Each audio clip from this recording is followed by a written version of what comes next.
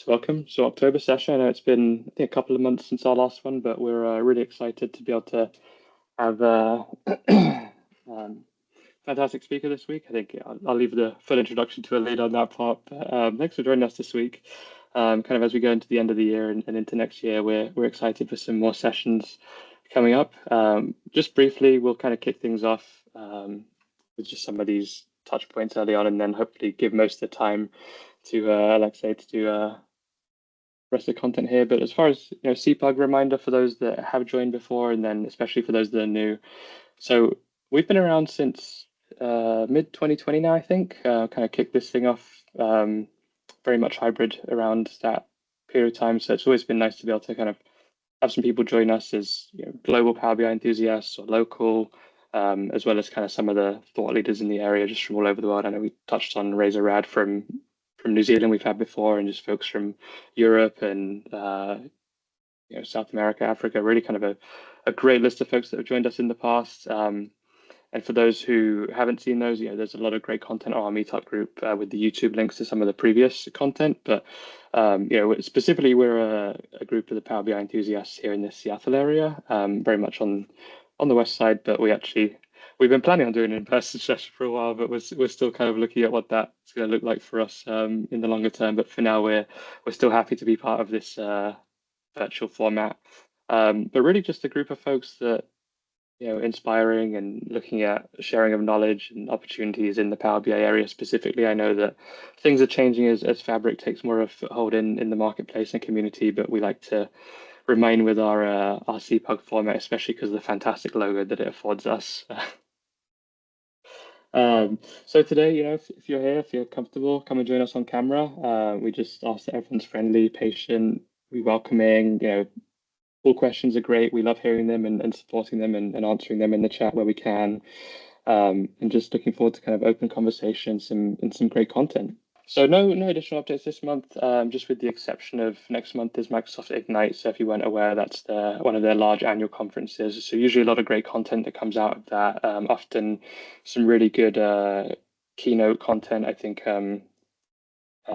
Satya Nadella's got a very significant keynote during that session. So lots to come there to learn. But sure, that's moved up. But in the chat, feel free to also share some fun things you recently solved in Power BI. It's always lovely to hear the different perspectives and different solutions and creative ways that people solve things, or if there's a new favorite feature that's come out recently that you're especially happy to be in there. Maybe you've played with Copilot and created some fun things in Power BI. I know that that's very much changing constantly at the moment, but it'd be interesting to see where that takes us over the next 6 months, a year. And then if there's a helpful blog post or something you've come across recently that you think could support some other folks, then we'd love to see that as well. And then just lastly here, Alina, I want to hand it over to you for this one. Yeah, thank you. So today for our speaker segment, we're joined by Alex Kolokolov. So welcome, Alex. A couple of tidbits about him. He is the founder of Data to Speak, which is an agency that specializes in Power BI services and BI trainings. This year, he also organized the Eurasian DataViz Conference and DataViz Award. So congrats on that accomplishment. And then he's also an author of several books, most recently Data Visualization with Microsoft Power BI. So if you're interested in taking a look at that after this call, I will drop the link to the Amazon for that. And without further ado, I'll pass it off to you, Alex. Thank you, Alina. I prepared QR code for this book and perfect. show it soon, but I appreciate it. So, hi everyone. Thank you for these warm greetings, and I will start. So I will have such a Halloween talk, cemetery walk, and I will tell several stories how some dashboards survived in a corporate world, and how and why some of that dead. And we will discuss some reasons why our great dashboards finally get dead. Again, a few words about me. So I started in the field of BI about 15 years ago. So originally I'm from Russia, and I left Russia 2 years ago because of war. So I had successful agency in Russia, and now I start here from scratch. So I started as project manager, then project leader, and then I started to teach people and share my experience in dashboard design and development, and write books. And my recent contribution to the community is a data visualization award, Make Your Data Speak. And it is let's say not competing, but alternative award to Information is Beautiful, and well represented by the business intelligence community with Power BI, Tableau. So this year, Tableau dashboard won this competition. Last year, Power BI won the first competition. And my passion is dashboard design and development, and I still have a dream to prove that Power BI can be advanced platform for data storytelling, for infographics, and not only for table paginated reports. And in my project, I try to facilitate my clients with advanced visuals and develop some custom visuals. And also I have advanced KPI card in App Source Gallery. And my recent achievement, this new book, it's officially on sale since last week, and I'll be grateful if you go to this page, and even if not buy, but set 5 stars to this book. And I hope that, so it's 400 pages. I spent 2 years to write this book, and there were 3 iterations of rewriting the entire book, and really I never spent so much efforts for a single project. And now I'm happy that I can touch it. And really it remains only one book which not only explains options, but delivers best practices and example how to build brilliant charts and assemble them into savvy dashboards. But today I'm gonna tell you 7 stories how different companies developed their dashboards, and we will start from financial dashboard on wage fund, pharmaceutical sales, B2B, sales funnel, marketing, digital marketing, logistics, human resources, and brokering. And after each story, I will ask you to suggest, has this dashboard died or survived? And we will discuss the main causes why.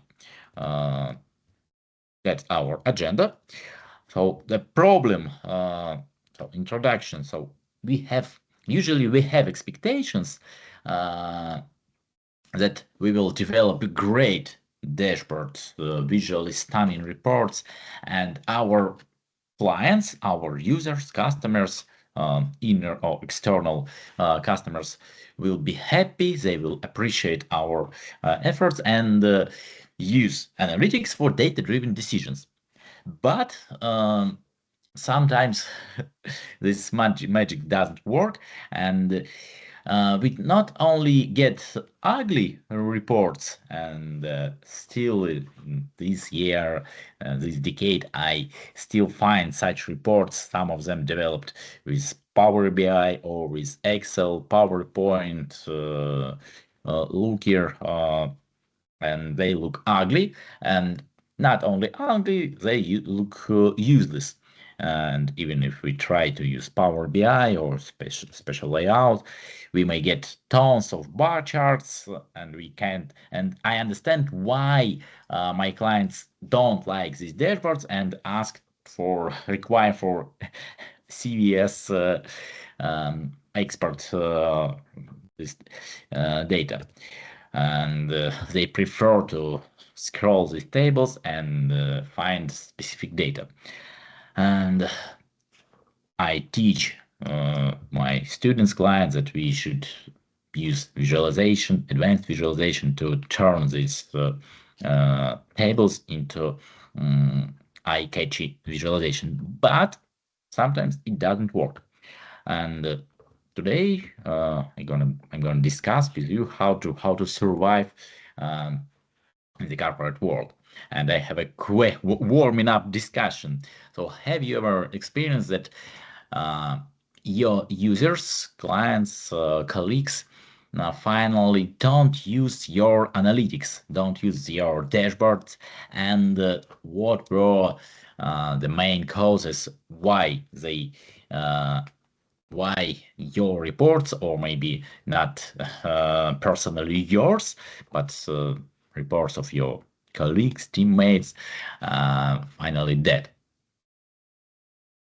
Or maybe you are happy and all your reports are still remaining and people use it for decision making.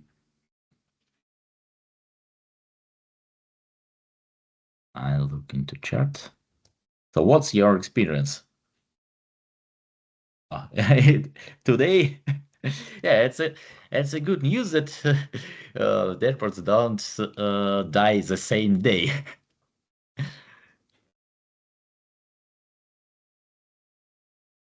I can think of some reasons that reports have died. If the load times are too slow, then people get tired of using them. That's been a problem I've run into. Also, if there's not like good drillability in the data, so if they just have top line numbers, I work with a lot of finance people that want to see like every line item, and then there's some mistrust there when we're looking in aggregate if they can't drill in. I agree with you. So sometimes this cause of death may be low usability, and or sometimes we may develop great dashboard, but we may not find the end user or real decision maker who will support his decision with your analytics, or we may not track the data, and we may have problem with consistency or performance, or some data source may become not available. Do you know? Can you suggest other causes of death?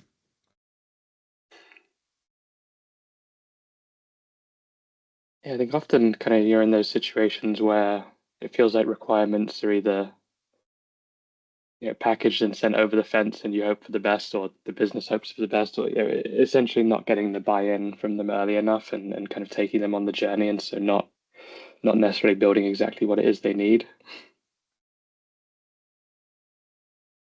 Yeah, but May I not had be an easy way to capture it here, but certainly a pain point I hear. had some died born reports, which were useless by the date of their release. Okay, there are some examples, and let's start our stories. The first story. Let's look at this picture, and let's just what is the platform for this report? Maybe Power BI, Tableau, ClickSense, ClickView, PowerPoint, Excel, Looker. Maybe you will recognize some specific elements. Yeah, I see the Clear Filters logo, and I'm not familiar with which tool that's from.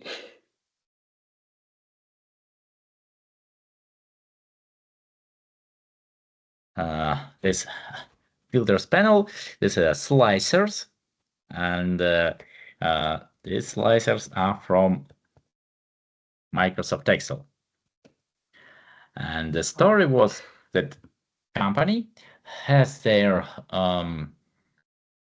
let's say sales force, but they decided to upgrade their ERP system, and for this release they decided to implement SAP platform.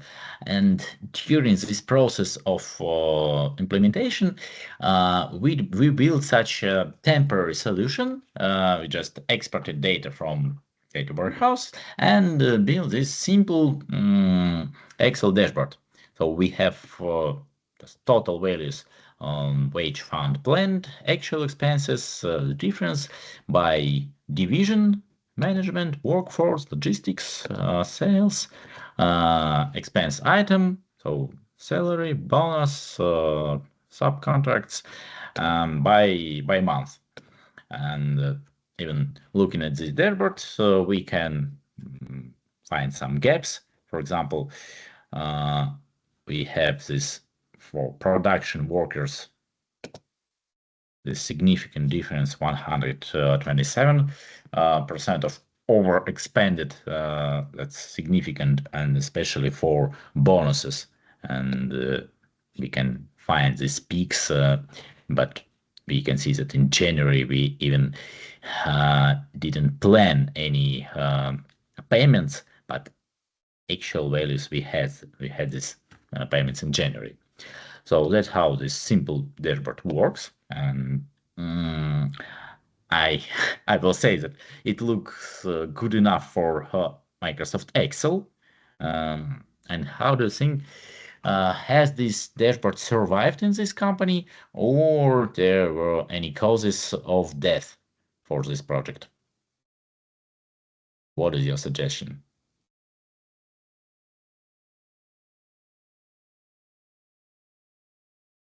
Yeah, I think if it's inside an Excel file, it would survive on someone's computer, but may not make it out into the wild. Okay, so it's like a virus. If it has ability to live on a single computer, it will always survive. Okay, so the story was that this company failed their SAP implementation, and they spent about 2 years and finally changed their management team and ruined all their IT infrastructure except this Excel analytics. And it was maybe not such a corporate solution, but financial department and even CEO of this company use this pretty simple dashboard and some more reports made by Excel pivot tables. So this dashboard has survived. Next story, pharmaceutical company. They had Tableau platform, and it was at the pandemic, during the pandemic, and they decided so they had some questions of their sales workforce performance in a remote mode. So before they visited medical companies, offered their drugs, and data analytics team developed a lot of dashboards. That's an example, and developed this executive summary for country director. And what we can see there, let's look. We have sales execution, number of contracts per manager, call duration, positive responses as indicator of effective call. and they analyze their conversion from cold calls to appointed meetings and finally signed contracts by direction. So therapeutic, neurology, traumation, surgery, and others. Then they analyzed this information by regions, by customer segments, A, B, C, and different branches, and found this correlation between departments and these ratings. The best salesperson, sales team by contracts, call duration, positive responses, and other indicators. And finally, these analytics were presented to this country manager, let's say CEO. And how do you think did this executive officer use these analytics for decision making, or this was a died-born project which lived just several days? What is your bet? Died or survived? Survived. Why? Good question.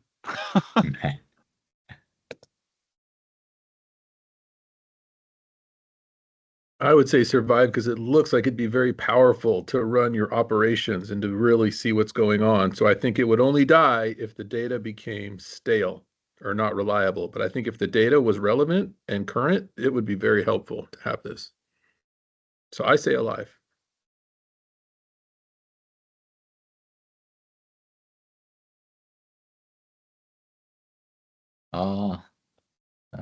Alive.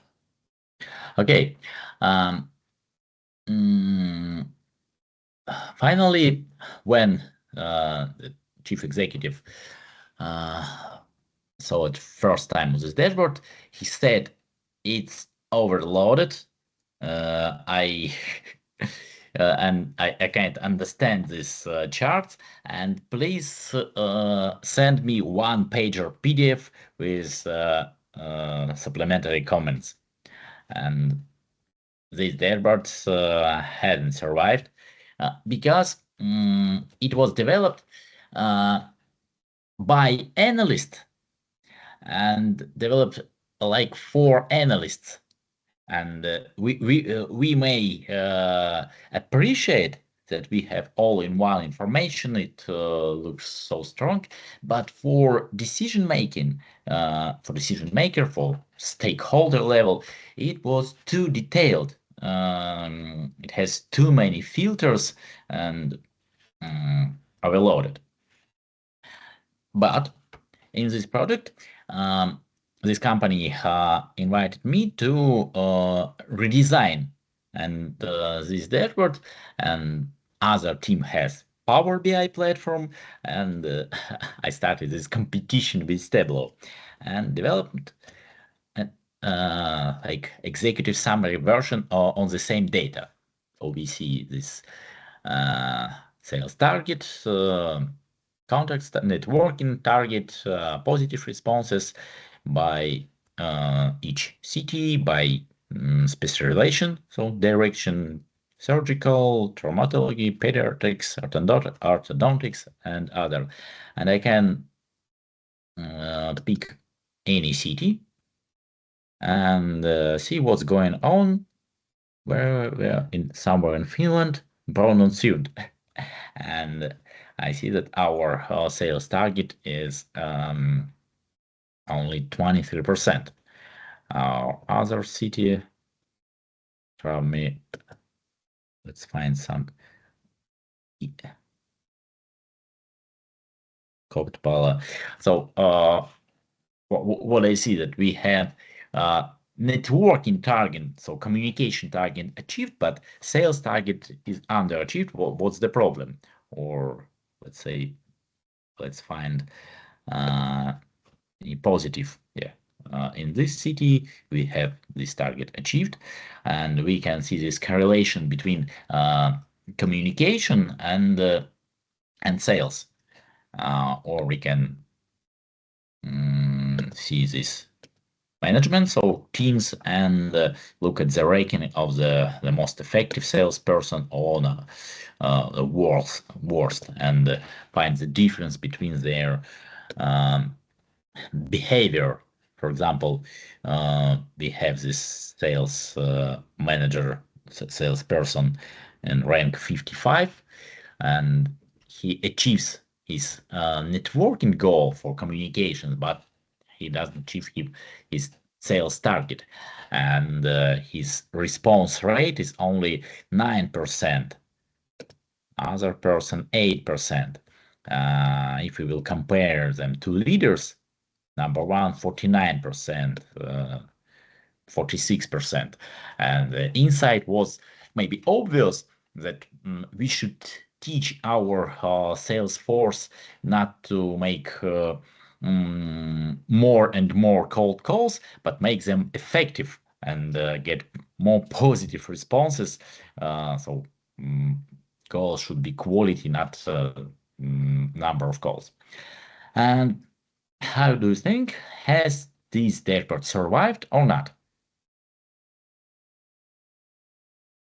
when this project got second chance?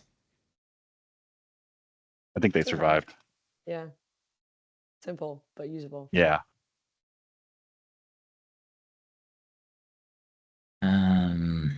Let's check it. No. Been wrong on everyone.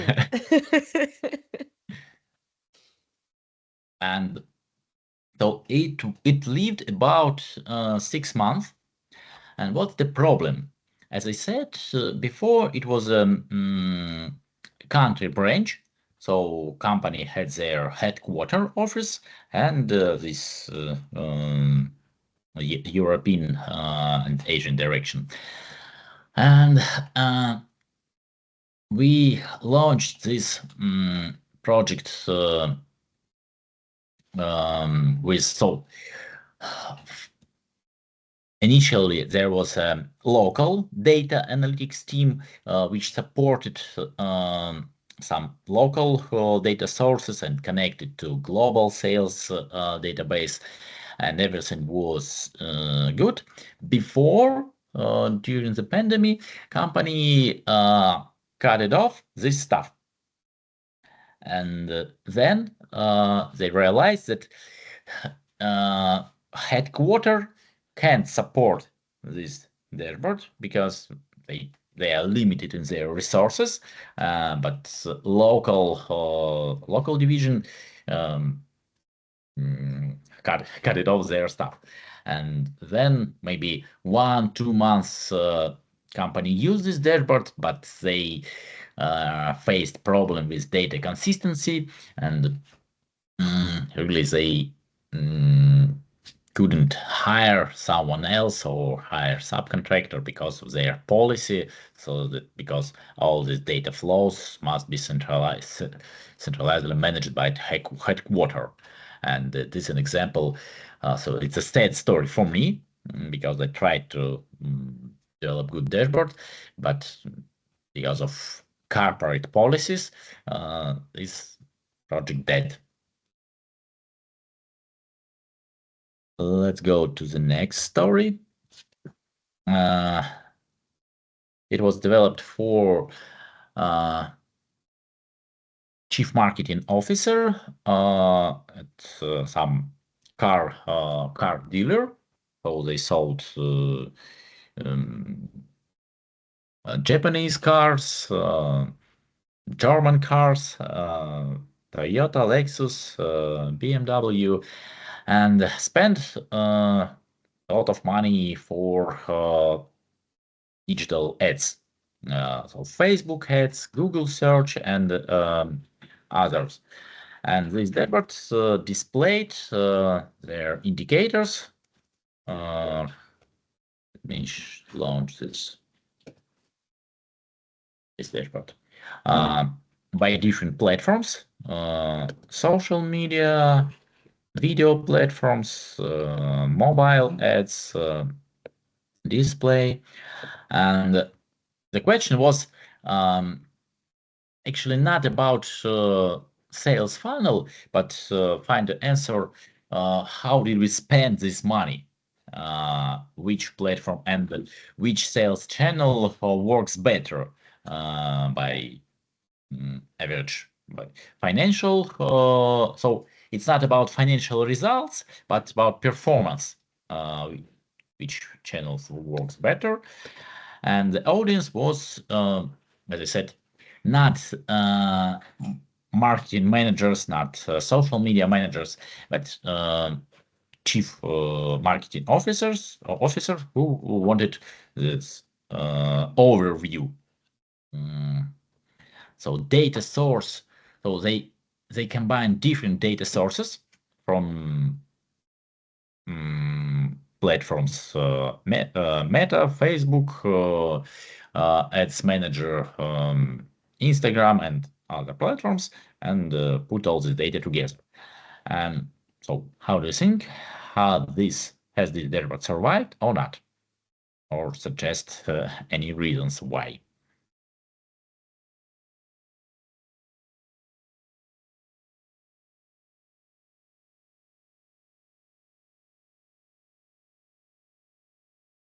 I would guess Make it your did not bets. survive.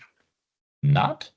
I don't think it did because I'm not sure it's answering the question that you posited. Like you said, it wasn't about performance. It was about where to spend the money next.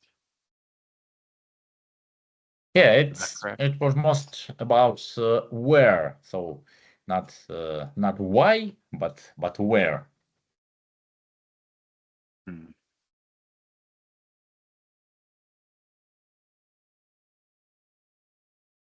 Okay, let's check it.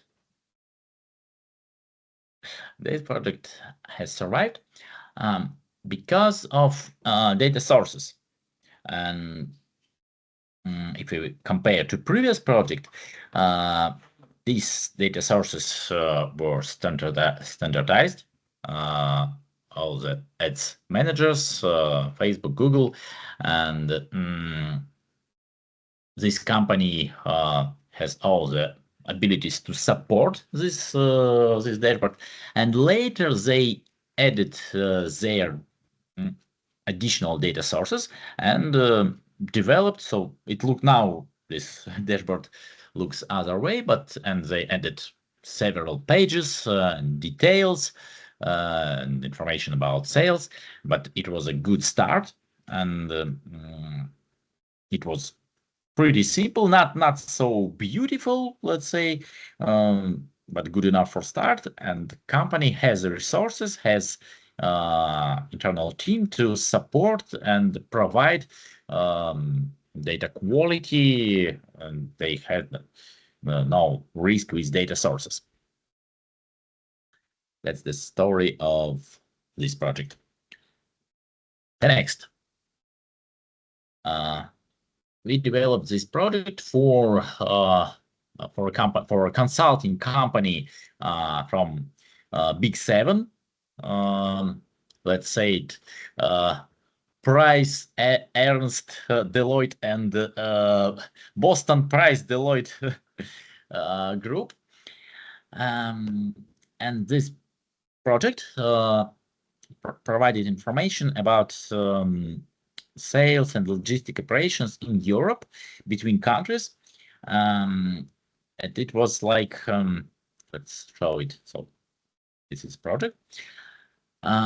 We developed a lot of custom visuals and used advanced visuals to provide this overview of trading operations and analytical insights in different areas.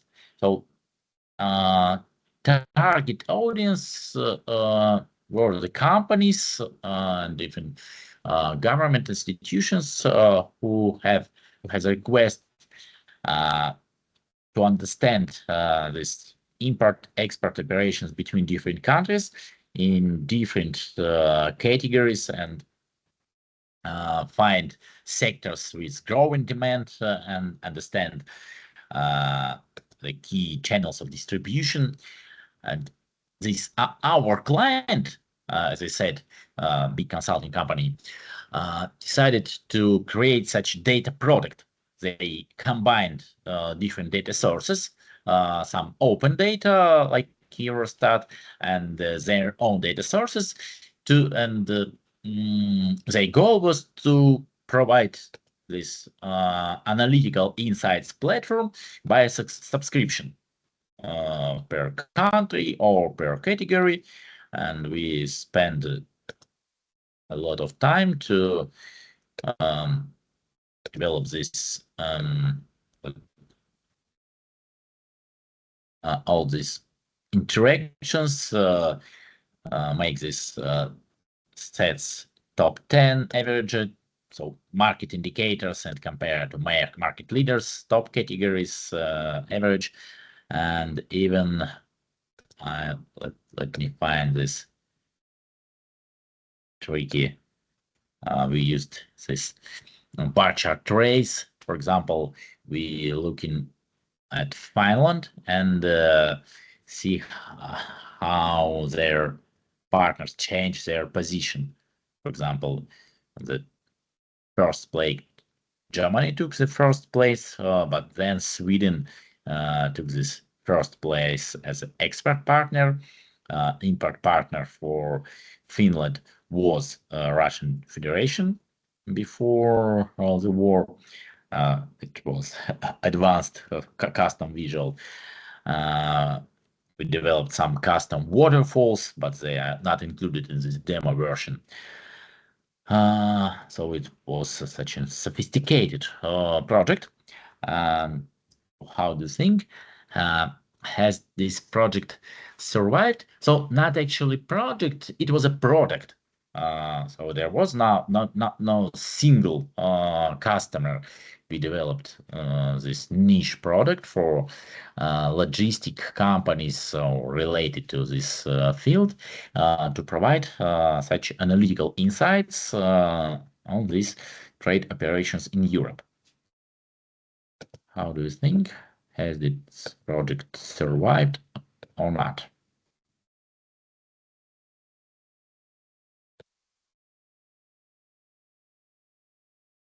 Survived. Why? Because it's a rock star, and it's like really clear. Like it was very intuitive and made a lot of sense. And I can see how a lot of people would want to have something like this. That's my guess. I really want to win that car. Thank you. We tried to bring it on the next level. So before analysts in those companies used just export from different systems, and we put the data together. We put these insights into clear charts. But what was the gap? For each single client, it was necessary to match this data to their internal data, their sales or their production. But this implementation was too expensive for them. So subscription was not enough to get final insights, but customization was too expensive. And just a few companies bought it, and really it was a customization for like branch for this client. But as a product, this analytical solution hasn't survived, unfortunately.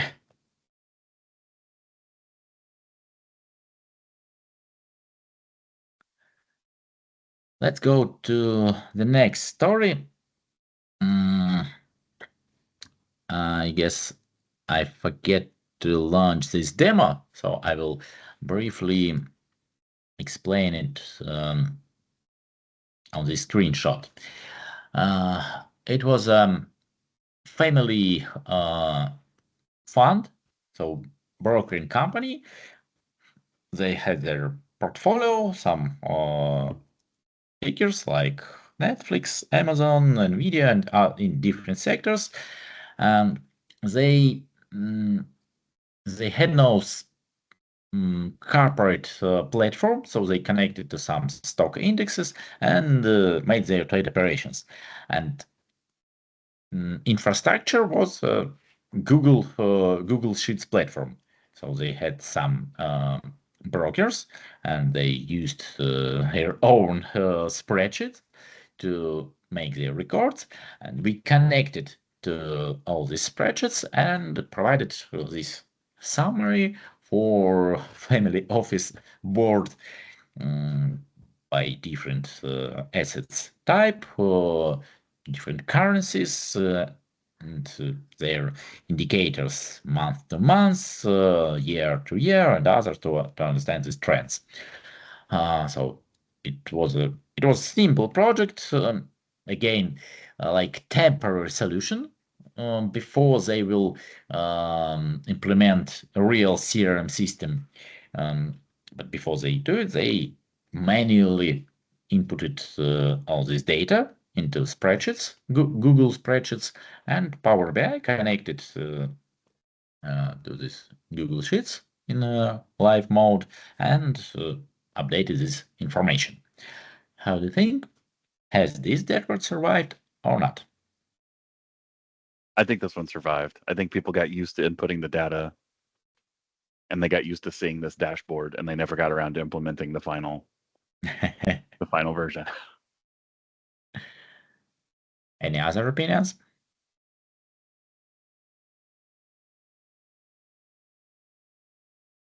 Probably agree with Andy. I think it's one of those cases of where they never picked up the technical debt. Yep. The platform hurdle seems to be like an issue with a lot of the other ones that have died too. So it might be nice that it's like keep it low tech. Yep. Yeah, I it got was one. pretty simple and sustainable. And so companies still use these spreadsheets manually input. So they had some like good times and bad times in their business, and they refused their plans to implement CRM platform, but they maintain this simple dashboard, maintain their spreadsheets, and they are happy. So I guess the last one, it was an IT company, and we developed this human resources. It was a part of HR analytics solution. This is a summary on financial metrics, their share of their salary expenses and their revenue. They compare their wage fund to EBITDA and other indicators by different departments: software, consulting, renovation. That's how it looks. It's not so interactive. It worked like automated PowerPoint slide, just to present for board members there at their quarter meetings. So it's not about real-time update, not even daily or weekly or monthly, because they clean up their financial data, their profit, EBITDA quarterly, and display it on the dashboard, which is pretty simple. So data sources were unfortunately Excel spreadsheets, and our clients promised every month that they will provide data warehouse, because other team worked over ETL processes, connection to their financial systems, but month by month they said, no, it's still in progress. We have cleaned up our indicators in Excel, because we don't need a drill down here. We have this aggregated data. That's why we can put this data under the dashboard again, and maybe next month we will provide you real-time connection. But there was no real need in real-time connection, and we updated some data, updated monthly, and some data quarterly. So what's your opinion? Has this dashboard survived or not? I'm optimistic. I think they replaced it. I think they upgraded. I think they learned. They finally got past updating their Excel sheets. And yeah, I'm gambling.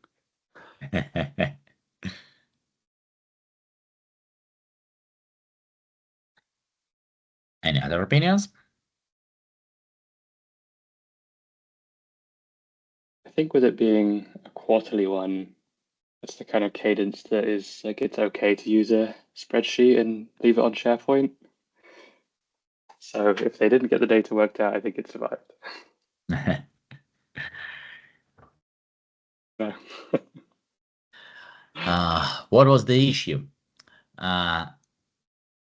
As I said, this client promised to provide data source connection, but every month they provided Excel spreadsheets.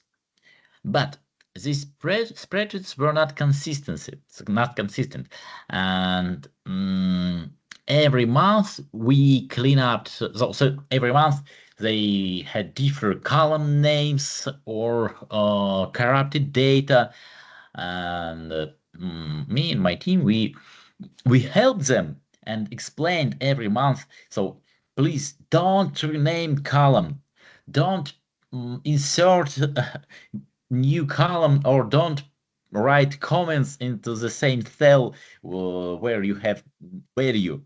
But month by month, they provided this dirty data. We cleaned this data and explained them. But when our support period expired, they continued to make the same mistakes. But we couldn't help them, so we didn't do it for free because they didn't continue the support. And of course, they haven't built their live connection, because there has no reason for real-time connection. And maybe 1 or 2 months we helped them for free and said that it was the last time, and please don't make these mistakes, rename columns, insert new rows or columns, or change data format. But unfortunately, month by month, they made those mistakes, and this dashboard, by the next board meeting, shown wrong data, and this dashboard was replaced by PowerPoint slide. That's this sad story. So it was, I guess it was the last, not, this is last story. Again, similar story, when company launched new product, they already had their CRM platform, but new product has new workflow, and their sales leader decided not to build, not to wait for IT team who said we need about 3 months to launch this solution, but they need their operation environment for the next week. And this environment was Excel spreadsheet.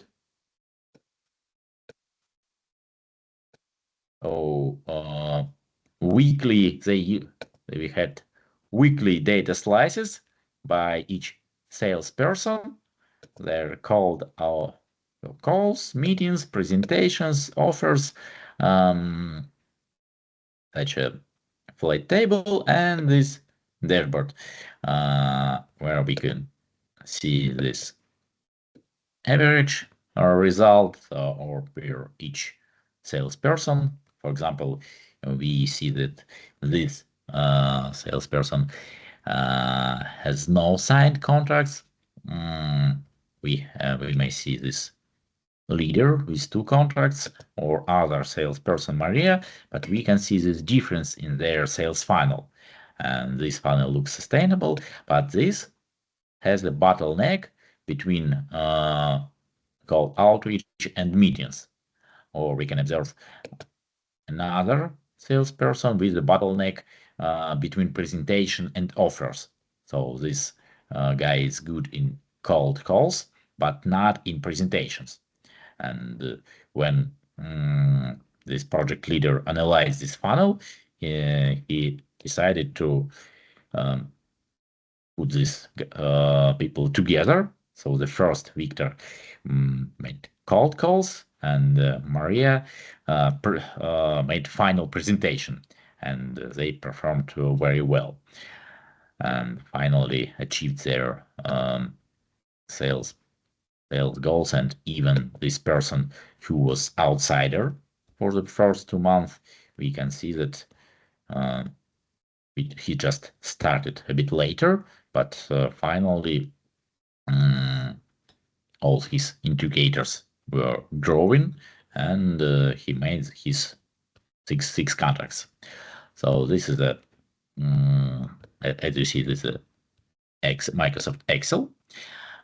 It was prototype for CRM platform, but for several months they used this as their real type. Okay, for weekly meetings for their sales team, and but so there's no question. It's a happy end for today. So this dashboard was very effective during the process of launching this sales process, and later when they scaled their product and built analytical flow. Also, they use this. So in Power BI, it looks the same way, and the company still use this approach, not Excel template, but Excel template was good solution. This is my last story with happy ending. And what I want to say for conclusion. So the first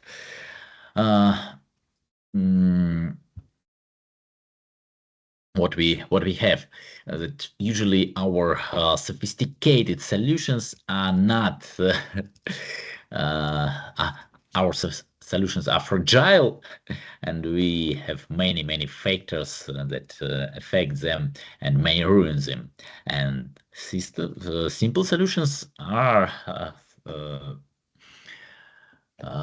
lives better, and Excel is the best survivor. And as I said, this story, this was a good MVP, and with such weekly iterations, and really it was a good example. So my approach remains the same. So start from simple, and even still we may start from Excel template, because end users may be familiar with this solution. And for the next iteration, when we implement the first stage is analytical approach, the second stage we may switch from Excel to Power BI or other corporate platform. And Excel remains the best survival even in these decade and in this age of artificial intelligence. So that's all for today. Let's stay in touch. If you if you wanna know more or stay in touch with me, you may contact LinkedIn or visit my website. Okay, so thank you for the invitation. I hope this talk was useful. Have a nice day. Have a nice evening in Europe. Thanks, Alex. So, goodbye.